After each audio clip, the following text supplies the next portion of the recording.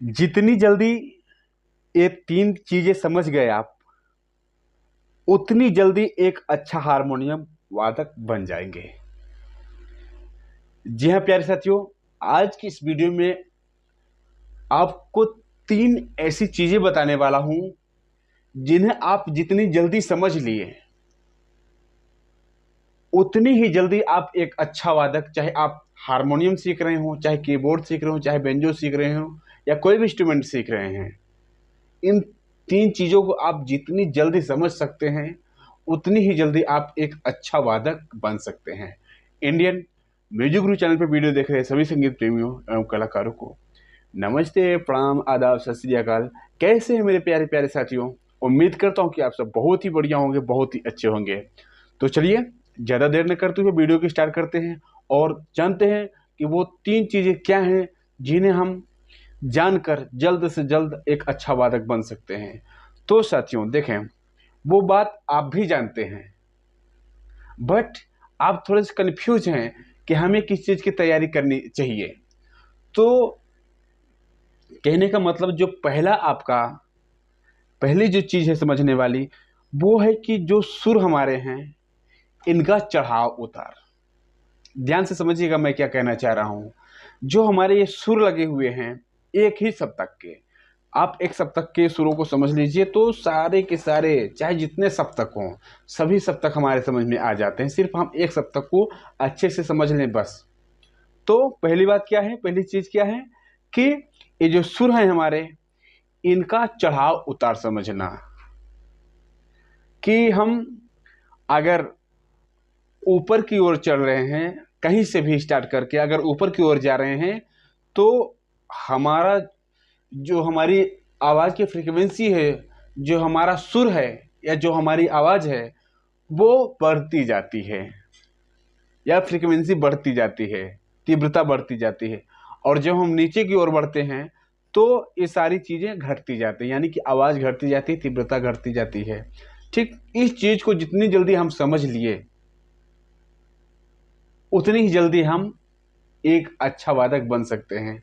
और दो चीज़ें क्या हैं, सबसे पहले इसका एग्जाम्पल हम देख लेते हैं कि कैसे समझेंगे हम एक चीज़। देखिए साथियों, अगर मैं इस सुर को बजाऊं और बोलने की कोशिश करूं, गुनगुनाने की, तो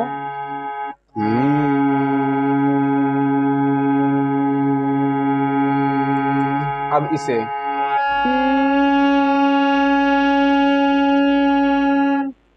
ध्यान से समझिए इस चीज को कि पहले जब मैं इस नोट को बजाया तो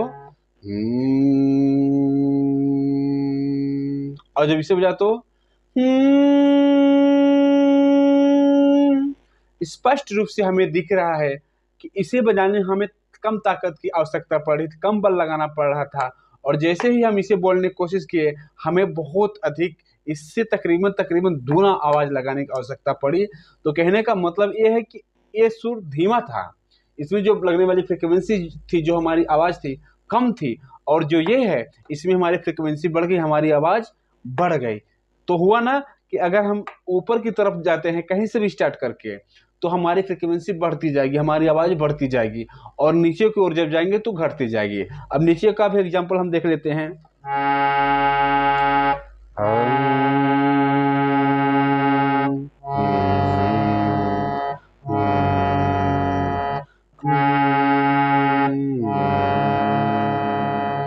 स्पष्ट रूप से दिख रहा है कि जब हम ऊपर की ओर जा रहे हैं तो हमें ज्यादा बल लगाना पड़ रहा है, और जब हम नीचे की ओर जा रहे हैं तो हमें कम बल लगाना पड़ रहा है। तो इस बात से एकदम से स्पष्ट हो गया कि हम जब ऊपर की ओर जाएंगे तो हमारी आवाज की तीव्रता बढ़ती जाएगी, और नीचे की ओर जाएंगे तो हमारी आवाज की तीव्रता घटती जाएगी। स्पष्ट? अब देखें, जिस तरीके से यहाँ से यहाँ एकदम से डिफरेंट आपको पता चल रहा है गुनगुनाने से, कि जब हम इसे बोल रहे हैं तो अलग आवाज है और इसे बोल रहे हैं तो अधिक आवाज लग रही है, यहाँ कम है और यहाँ ज्यादा। उसी तरीके से साथियों, सारे सुरों में जो पीछे हैं उससे जो आगे है, पीछे वाला का कम आवाज है और उससे आगे वाले का ज्यादा आवाज है। जैसे यहाँ से इसको हम देखें, अब यहाँ से इसको भी देखेंगे तो इससे इसका ज़्यादा रहेगा, इससे इसका ज़्यादा रहेगा, इससे इसका ज़्यादा रहेगा, इससे इसका ज़्यादा रहेगा, इससे इसका ज़्यादा रहेगा, इससे इसका ज़्यादा रहेगा, इससे इसका कम रहेगा, इससे इसका कम रहेगा। इसी तरीके से नीचे के जितने भी सुर हैं यहाँ से कम होते जाएंगे। तो कहने का स्पष्ट मतलब है कि जब हम ऊपर जाएंगे तो आवाज़ की तीव्रता बढ़ती जाएगी, हमारी आवाज़ बढ़ती जाएगी, और नीचे जब जाएंगे तो घटती जाएगी।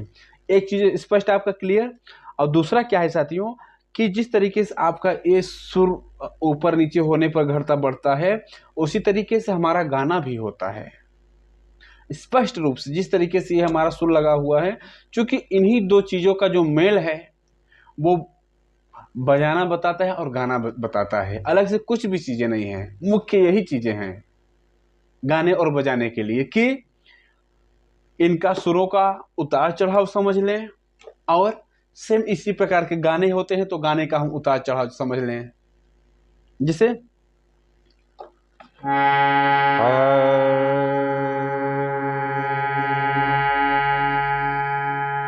हम तेरे बिन कहीं रह नहीं पाते, ध्यान से समझिएगा, हम तेरे बिन कहीं रह नहीं पाते। अब इसे हम गुनगुना कर देखें तो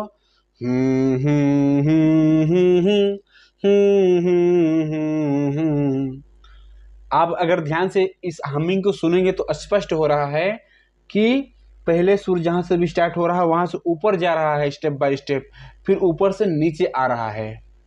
एग्जाम्पल फिर से देखते हैं।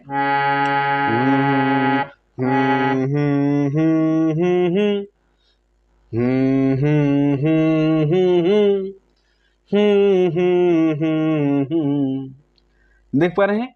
अब इससे क्लियर हो गया कि पहले हम नीचे ऊपर जा रहे हैं, फिर ऊपर से नीचे आ रहे हैं। तो देख लेते हैं।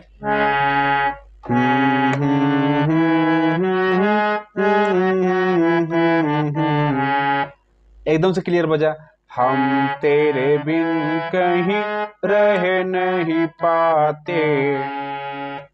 देख पा रहे, जो मैं बात बता रहा था एकदम से वही चीज यहाँ से स्पष्ट हो गया कि सुरों का उतार चढ़ाव वगैरह हमारे समझ में आ गया, तो गाना भी हमारे समझ में एकदम से आ जाएगा।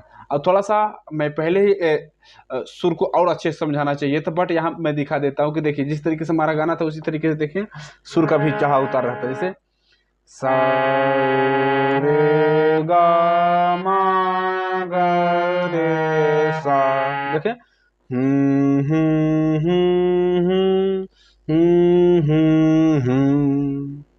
सा रे गा मा गा रे सा, देखिए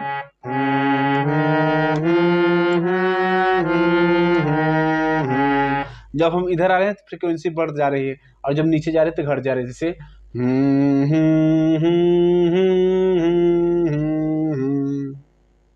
तो उसी तरीके से यह गाना भी आपका था।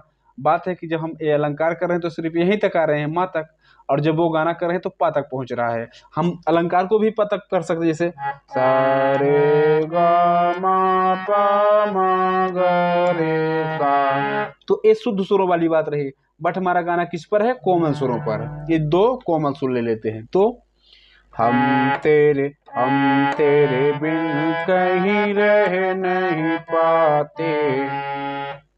स्पष्ट साथियों कि जिस तरीके से हमारा अलंकार होता है, सुरों का हमारे उतार चढ़ाव होता है, सेम उसी प्रकार से गाने भी हमारे बने होते हैं। तो इन दो चीज़ों को समझना अति आवश्यक है। और तीसरी जो चीज़ है, तीसरी जो बात है समझने वाली, वो क्या है कि आप एक अच्छे उस्ताद तभी कहलाएंगे, आप एक अच्छे उस्ताद तभी बन पाएंगे जब आपका ताल एकदम पक्का होगा। समझ पा रहे हैं? ये नहीं कि आप गाना तो बहुत अच्छा बजा पा रहे हैं, सुर तो बहुत अच्छा पकड़ ले रहे हैं, लेकिन आप ताल में नहीं बजा पा रहे हैं, बीट से बाहर, टेम्पो के बाहर बजा रहे हैं, तो कोई मतलब नहीं निकला।